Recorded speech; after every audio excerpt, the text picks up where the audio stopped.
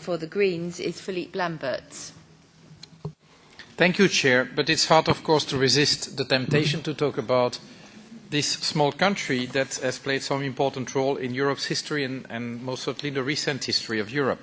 Now, Mr. Stournaras, you said that economics is not an exact science. You mentioned quantum science. Well, maybe you're not a physicist, but you should know that quantum physics is precisely part of the physics which is not totally determinist. So probably the expression was not right. But I really resent it as an engineer that economists keep saying that economy is not an exact science when they are wrong, but argue that it is an exact science when they try to impose policies on people. And, well, you claim success for Greece. I would just argue that probably more than half of your population does not agree with your definition of success, and probably significantly more. Now, I heard you speaking with very much interest on this taxation issue.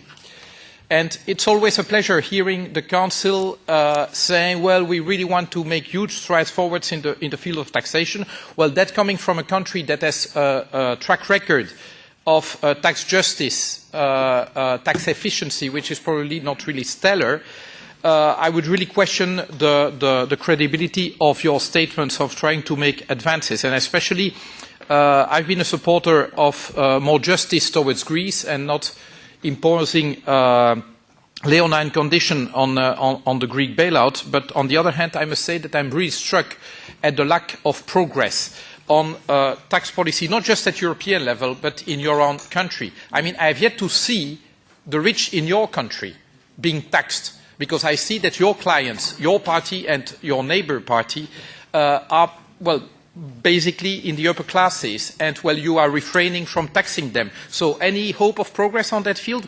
We are going to discuss that next week, certainly in Athens as well.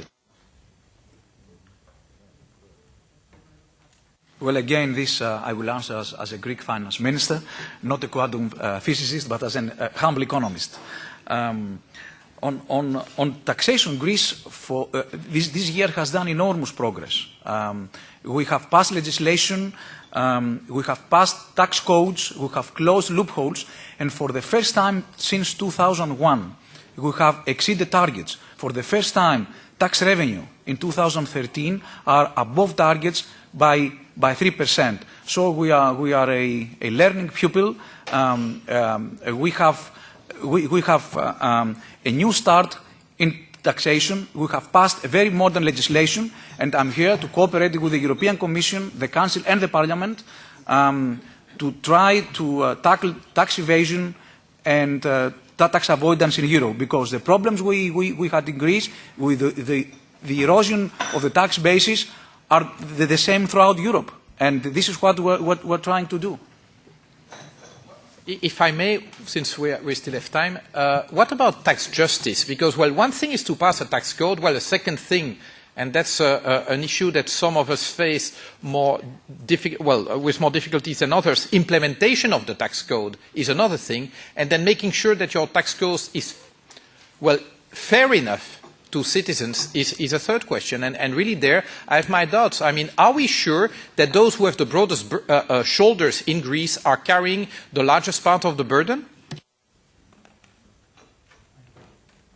Well, we have taken very strict measures to improve tax administration. You know, the tax evasion, since you said you are an engineer, is the product of two probabilities. The probability of being caught if you evade taxes, and the probability of being punished. We have maximized these two probabilities by now. We have employed many tax auditors. We have huge successes. Now, on punishment, I'm sorry to say, but look at how many rich people are behind bars in Greece now, since this government took over 1.5 years ago. Just look how many rich people are behind bars. And now for the Green, Nikos.